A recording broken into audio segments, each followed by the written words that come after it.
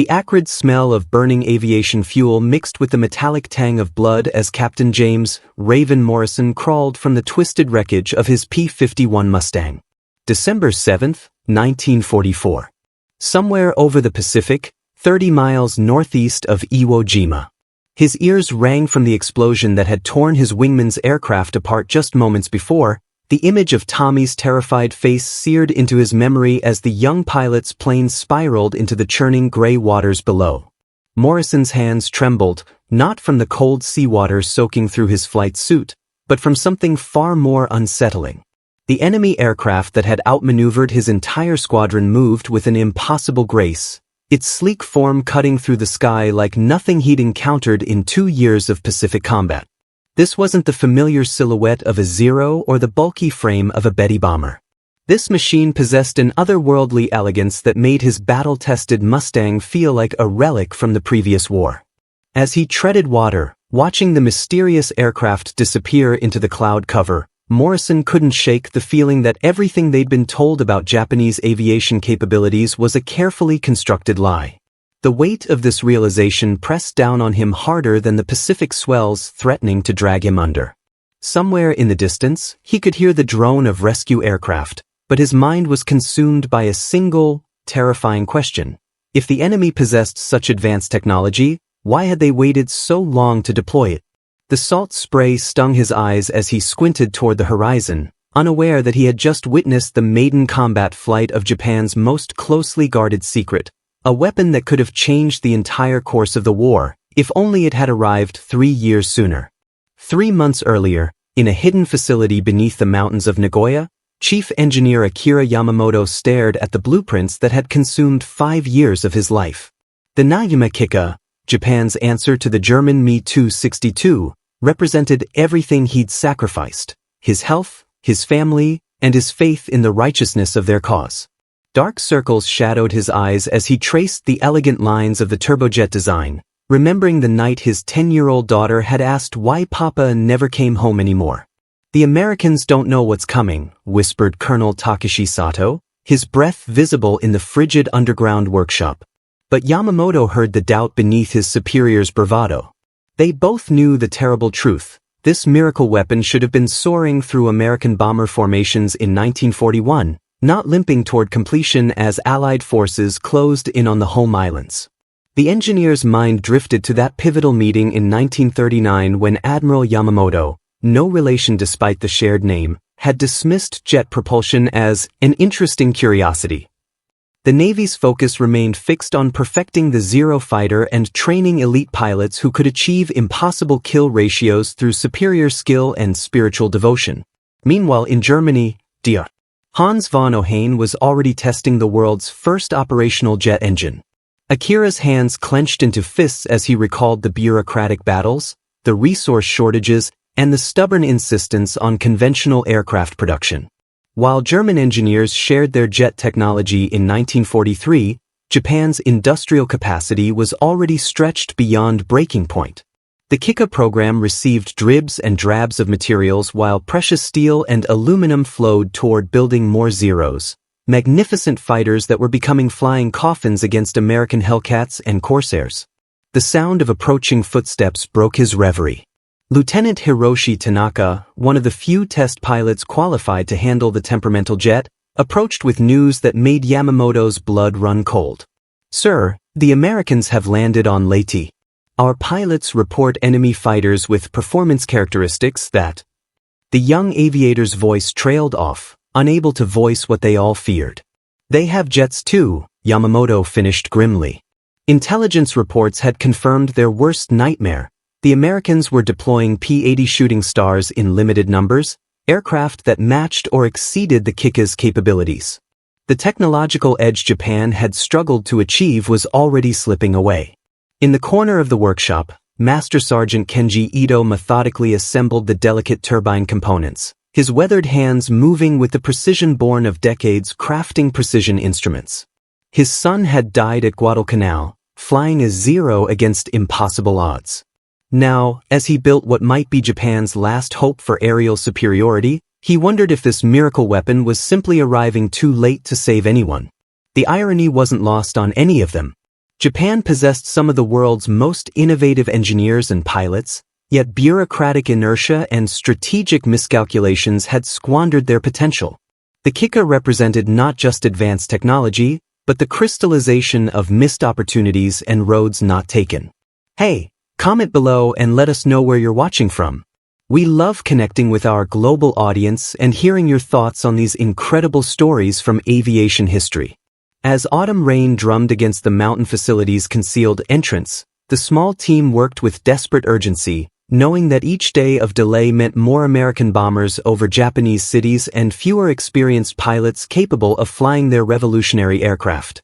The first betrayal came from an unexpected source. Wilhelm Hoffmann, the German technical advisor who had overseen the transfer of jet technology to Japan, stood in Yamamoto's workshop with tears streaming down his face.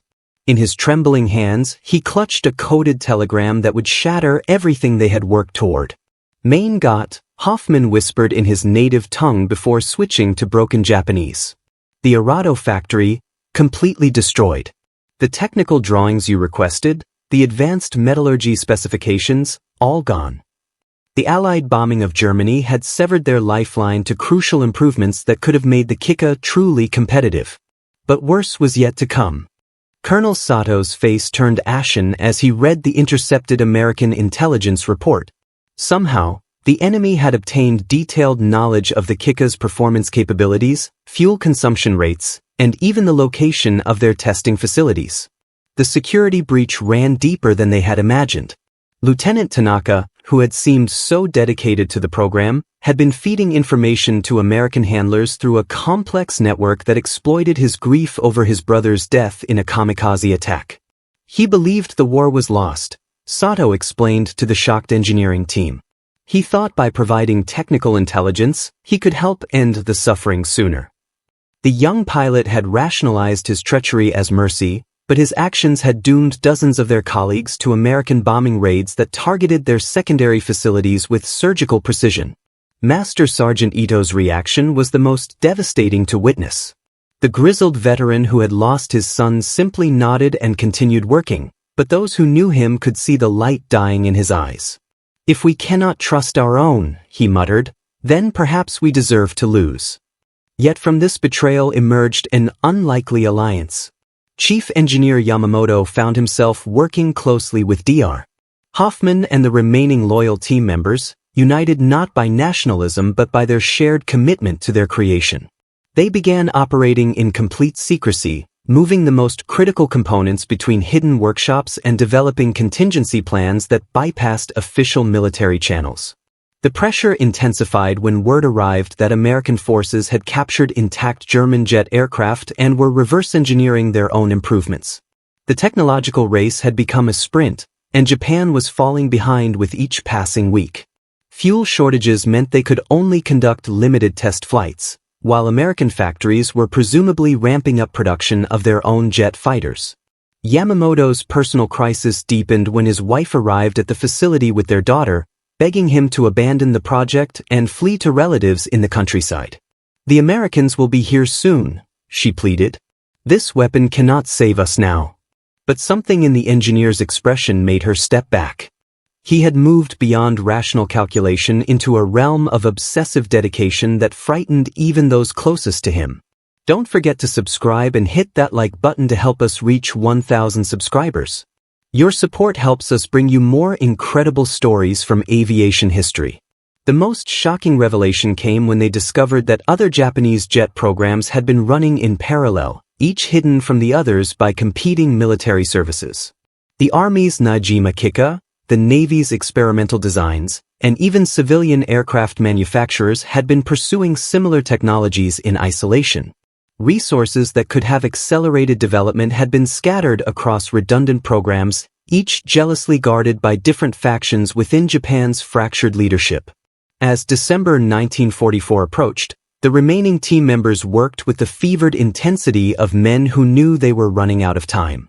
Every component had to be perfect, every test flight had to yield maximum data, and every day brought news of American advances that made their achievements seem increasingly irrelevant. The Kikka was becoming a monument to what might have been. a glimpse of a future that would belong to their enemies. The morning of December 7, 1944, exactly 3 years after Pearl Harbor, dawned gray and merciless over the Pacific. Captain Morrison's squadron had launched from Iwo Jima with orders to intercept reported enemy aircraft conducting mysterious high-altitude reconnaissance. What they encountered instead would haunt the survivors for the rest of their lives. Lieutenant Tanaka sat in the cockpit of the Kikka prototype, his hands steady despite the weight of his recent betrayal. The American intelligence handlers had promised him safe passage if he could deliver the aircraft intact, but as he felt the revolutionary jet engines spooling to life beneath him, a different kind of resolve crystallized in his chest. Perhaps redemption lay not in surrender, but in demonstrating what Japanese engineering could achieve when pushed to its absolute limits. The engagement began at 25,000 feet, where Morrison's Mustangs should have held every advantage. Instead, they found themselves facing an aircraft that seemed to mock the laws of physics they had grown accustomed to. The Kikka accelerated past them with contemptuous ease, its twin jets leaving contrails that spelled doom for conventional propeller-driven fighters. "Jesus Christ, what is that thing?" crackled through Morrison's radio as his wingman Tommy tried desperately to match the enemy's climb rate. The young pilot's P-51 shuddered and stalled as he pushed the Merlin engine beyond its red line, leaving him helpless as the Kikka swept around in an impossibly tight turn. In the underground facility, Chief Engineer Yamamoto watched through a periscope as his creation danced through the American formation like a shark among minnows. But his triumph turned to horror as he realized Tanaka wasn't following the prescribed test flight profile. The pilot was engaging in actual combat, risking not just his own life but the entire future of Japanese jet aviation. The first kill came with clinical precision. Tanaka's cannon fire walked across Tommy's engine cowling, turning the Mustang into a flying torch. Morrison watched in helpless rage as his friend's aircraft broke apart, the young pilot's final scream cutting through the radio static. But even as grief consumed him, Morrison's tactical mind was processing what he was witnessing. This wasn't just a new aircraft, it was a glimpse into a completely different kind of warfare.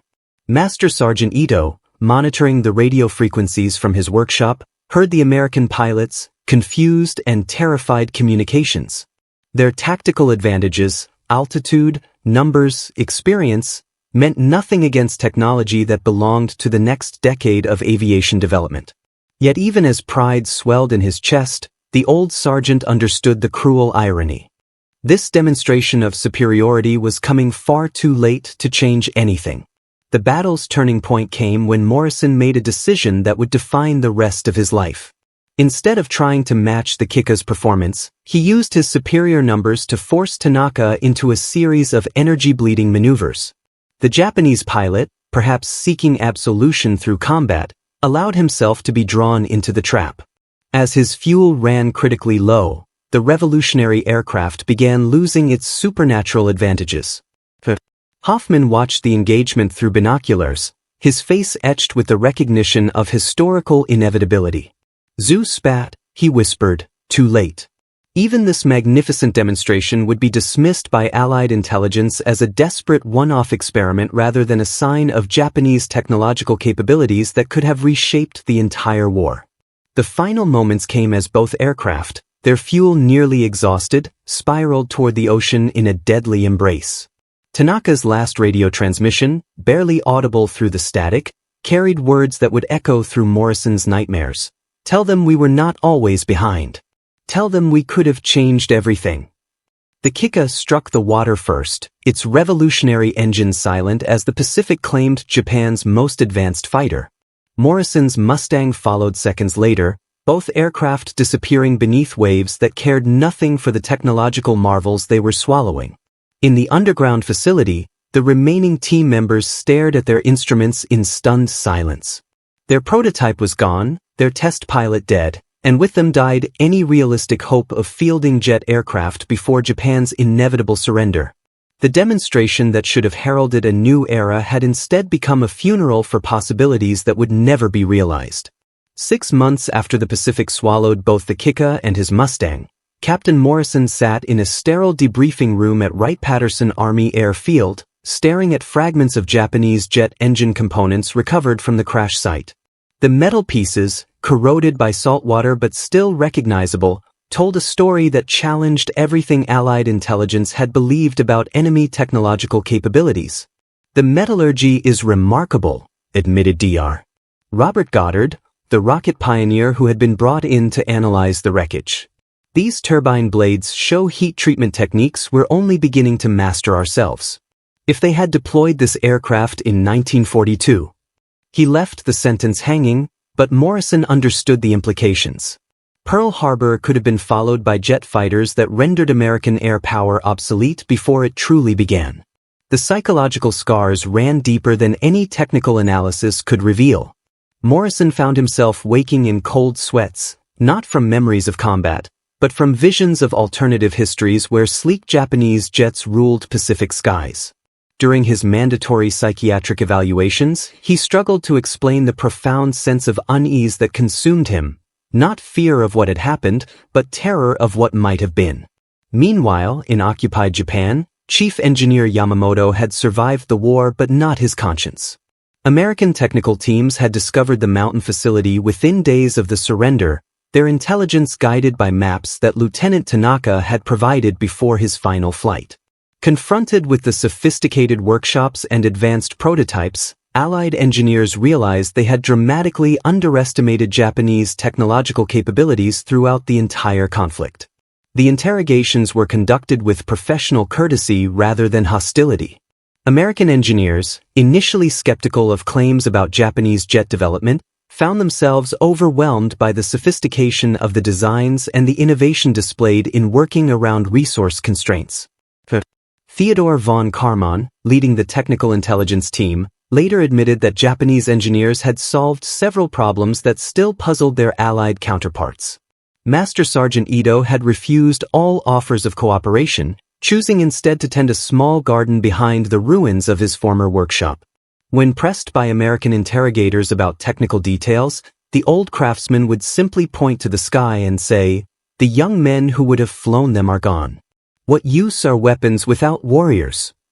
His son's death had broken something fundamental in him, and the revelation that their advanced aircraft might have saved countless Japanese lives only deepened his grief. Hoffman faced a different kind of reckoning. Allied investigators discovered that German technical assistance to Japan had been far more extensive than previously known. The transfer of jet technology, radar systems, and advanced metallurgy had created a parallel development program that, given more time and resources, could have significantly altered the war's trajectory. His detailed notebooks revealed collaborations that spanned years, not months, and innovations that built upon German foundations in distinctly Japanese ways. The broader strategic implications slowly became clear through painstaking analysis of captured documents and witness testimonies. Japan's leadership had recognized the potential of jet technology as early as 1939, but bureaucratic infighting, resource competition, and strategic miscalculations had delayed serious development until far too late. The same organizational problems that had led to Pearl Harbor's tactical success but strategic failure had also squandered Japan's opportunity to achieve technological parity in aviation. American test pilots who flew reconstructed versions of Japanese jet prototypes reported performance characteristics that would have been competitive with early Allied jets. The Kika's range limitations and fuel consumption issues were solvable engineering problems, not fundamental design flaws. Given adequate resources and time, Japanese engineers could have fielded operational jet squadrons by 1943, fundamentally altering the balance of air power in the Pacific. Perhaps most disturbing to Allied analysts was the discovery of other advanced programs that had been canceled or delayed due to resource constraints. Japanese engineers had been working on guided missiles, advanced radar systems, and even early computer-assisted fire control systems. The industrial capacity that had been devoted to building thousands of conventional aircraft could have produced smaller numbers of revolutionary weapons that might have made Allied victory far more costly. Morrison's final report to Air Force intelligence carried a sobering conclusion that would influence post-war strategic thinking. The enemy's failure was not technological but organizational. They possessed the knowledge and capability to field weapons that could have changed everything. Their defeat came not from inferior engineering, but from inferior decision-making at the highest levels of command. The psychological impact on surviving Japanese engineers was profound and lasting. Many reported feeling haunted not by defeat, but by the knowledge that their innovations had arrived too late to save their comrades. Yamamoto would spend decades designing civilian aircraft, but colleagues noticed he never spoke about the war years. The weight of knowing that different timing could have preserved millions of lives, Japanese, American, and Allied, created a burden that transcended national loyalties. In the broader context of technological development, the Japanese jet program became a case study in the crucial relationship between innovation and implementation. Superior engineering meant nothing without adequate resources, organizational support, and strategic vision. The Kikka and its sister programs represented one of history's most poignant examples of potential squandered by poor timing and misguided priorities. Years later, as Morrison walked through the Smithsonian's National Air and Space Museum, he paused before a display featuring fragments of the Kikka prototype. The placard described it as an interesting example of late-war Japanese innovation, but those clinical words couldn't capture the human cost of technological potential unrealized. Beside him, a young visitor asked his grandfather, could they really have changed the war? The old veteran considered the question carefully. In the recovered diary of Chief Engineer Yamamoto, translated and declassified decades after the war, one entry stood out. We created tomorrow's aircraft with yesterday's resources, guided by the strategic vision of the day before yesterday. Perhaps that is the true tragedy, not that we failed, but that we succeeded too late for it to matter. The story of Japan's advanced fighter represents more than military history. It illuminates the razor-thin margins that separate triumph from tragedy, the weight of timing in human affairs, and the profound responsibility that comes with technological capability. Lieutenant Tanaka's final sacrifice, seeking redemption through demonstrating what might have been, reminds us that even in defeat, human dignity can transcend the circumstances that constrain it. Morrison never forgot the grace with which that mysterious aircraft had moved through the Pacific sky, or the realization that his enemies possessed capabilities that could have rewritten history. In his later years, he often reflected on how close the world had come to a very different outcome, and how the same organizational failures that doomed the Kikka program had, paradoxically, helped preserve the world he knew. What did you think of this incredible story of innovation, timing, and missed opportunities? Hit that like button if this deep dive into aviation history moved you, and subscribe for more untold stories from the most dramatic moments in human history. Share your thoughts in the comments. Do you think the Kikka could have truly changed the course of World War II? What other forgotten technological marvels from history would you like us to explore next?